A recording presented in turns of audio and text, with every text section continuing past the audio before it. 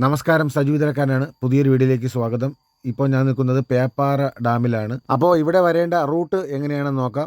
ബിതുര KPSM ജംഗ്ഷനിൽ നിന്നും വലത്തോട്ടാണ് നമ്മൾ തിരിഞ്ഞ് വരേണ്ടത്. ഇത് കളീക്കൽ തിരിയാനായിട്ടുള്ള റോഡാണ്.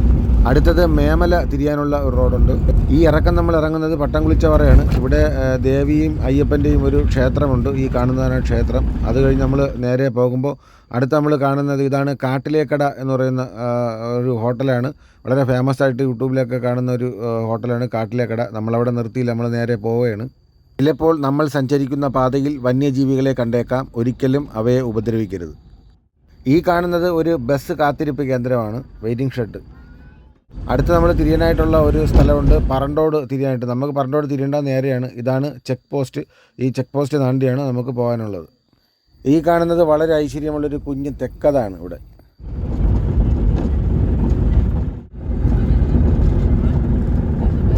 ഈ റോഡ് സൈഡിലെ ഈ ഏറുമാടമൊക്കെ എന്ത് ഭംഗിയാണെന്ന് നോക്കിയേ.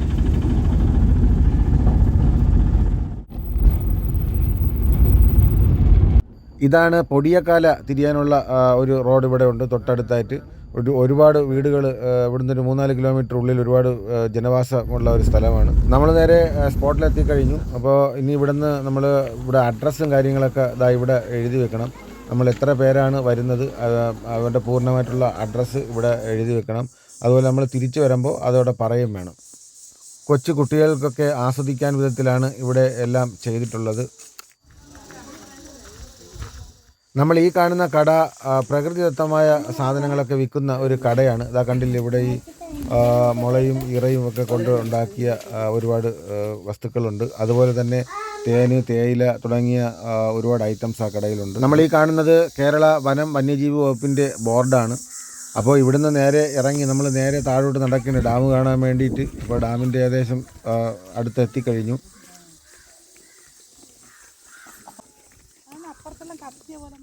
ഇവിടുത്തെ ജലനിരപ്പ് വളരെ കുറവാണ്, വെള്ളം ഒരുപാട് വറ്റിയിട്ടുണ്ട്. അല്ലെങ്കിൽ അപ്പോൾ ഇവിടെ വന്നപ്പോൾ ഈ ഡാം എന്തോ സാങ്കേതിക കാരണം മൂലം ഈ ഡാം അടച്ചിട്ടേക്കുകയാണ്. അപ്പോൾ എന്തായാലും ഇവിടെ നമ്മൾ ഓട്ടം കൊണ്ടുവന്ന ആൾക്കാരൊക്കെ വളരെ നിരാശരായിട്ട് മടങ്ങേണ്ട അവസ്ഥയാണ് ഉണ്ടായത്. പിന്നെ വെറുതെ വന്ന് നമുക്കിങ്ങനെ കറങ്ങി ഇവിടെയൊക്കെ കണ്ട് ഡാമിൻ്റെ ബാക്ക് സൈഡിലൊക്കെ പോയി കാണാമെന്നുള്ളതേ ഉള്ളൂ. നമ്മൾ ഈ താഴെയായിട്ട് കാണുന്നത് അയ്യപ്പസ്വാമിയുടെ ഒരു ചെറിയൊരു ക്ഷേത്രമാണ് ഇവിടെ. നമ്മൾ ഈ ഡാമിൻ്റെ താഴെ സൈഡിലാണ് പോണത്. ഡാം അടച്ചിട്ടേക്കുന്നതുകൊണ്ട് താഴെ സൈഡിലാണ് പോണത്. എന്ത് ഭംഗിയാണെന്ന് നോക്കിയോ പ്രകൃതിയുടെ ഓരോ. ഇത് ഡാമിൻ്റെ താഴ്വശം, പേപ്പാറ ഡാമിൻ്റെ താഴ്വശം. ഷട്ടറുകൾ തുറക്കുമ്പോൾ വെള്ളം ഇതുവഴിയാണ് വരുന്നത്. ഇവിടെ ഇപ്പോൾ വറ്റി വരണ്ട് കിടക്കുകയാണ്. സംഭവം വെള്ളം പോവേണ്ട സ്ഥലങ്ങളാണ്, വറ്റി വരണ്ട് കിടക്കുന്നുണ്ട്. ആകെ ഇലക്ട്രിസിറ്റിയുടെയാണ്. ഇവിടെ കറണ്ട് ഉൽപ്പാദിപ്പിക്കുന്ന ഒരു കേന്ദ്രമാണ് ഇവിടെ പ്രവർത്തിക്കുന്നത്. കേരള വാട്ടർ അതോറിറ്റിയുടെ സംരക്ഷണ മേഖലകളാണ് ഇവിടെ എല്ലാം, ഈ ഡാം സൈറ്റ്.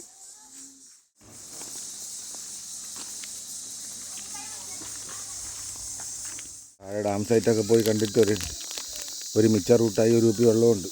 1/2 കുപ്പി വെള്ളം തീർന്നു. ഇനി മിച്ചർ റൂട്ടായി തിന്നാം.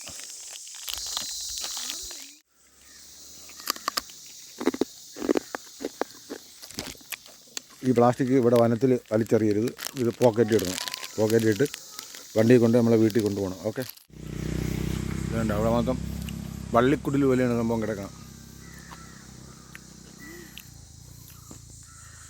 മിച്ചർ റൂട്ടായി. പ്രകൃതി ഭംഗി എന്നൊക്കെ പറഞ്ഞാലേ ഇതാണ് പ്രകൃതി ഭംഗി എന്നൊക്കെ പറഞ്ഞാൽ. നമ്മൾ വനങ്ങളെയൊക്കെ അത്ര നമ്മൾ കരുതലോടെ തന്നെ കാണേണ്ടതാണ്. നമ്മൾ ഈ പ്ലാസ്റ്റിക്കും കുപ്പിയുടെ അതൊന്നും വലിച്ചെറിയാതിരുന്നാൽ നമുക്കിത് ഇതുപോലെയൊക്കെ നല്ല സൂപ്പറായിട്ട് കാണാം. ഇവിടെ ഒരു വള്ളിക്കുടിൽ പോലെയാണ് ഈ സംഭവം ഇവിടെ കിടക്കുന്നത്. എന്ത് രസമാണെന്ന് നോക്കി.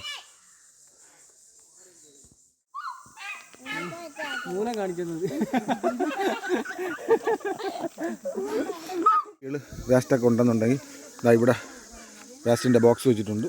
ഇത് ഓപ്പണാക്കി ഇതിനകത്തിടുക. ഓക്കെ, വേണ്ട നേരത്തെ നമ്മളിവിടുത്തെ കപ്പലിൻ്റെ കൂട്ടായിര കവറ് പൈസ.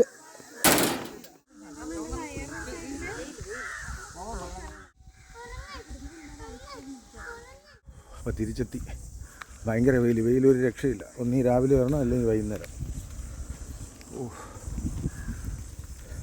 അപ്പോൾ നമ്മുടെ ഈ ഡാമിലും പരിസര പ്രദേശങ്ങളിലും പാലിക്കേണ്ട നിയമങ്ങൾ ഇവിടെ ബോർഡിൽ എഴുതിയിട്ടുണ്ട്. അപ്പോൾ അത് അക്ഷരാർത്ഥത്തിൽ നമ്മളെല്ലാം അതുപോലെ തന്നെ ചെയ്യേണ്ടതാണ്. അപ്പോൾ നമ്മുടെ ഈ വീഡിയോ നന്നായിട്ടുണ്ടെങ്കിൽ ഈ പേജ് ഒന്ന് ഫോളോ ചെയ്യുക, ലൈക്ക് ചെയ്യുക, കമൻറ്റ് ചെയ്യുക, ഷെയർ ചെയ്യുക. അപ്പോൾ അടുത്ത പുതിയ നല്ലൊരു വീഡിയോ വീണ്ടും കാണാം. ബൈ.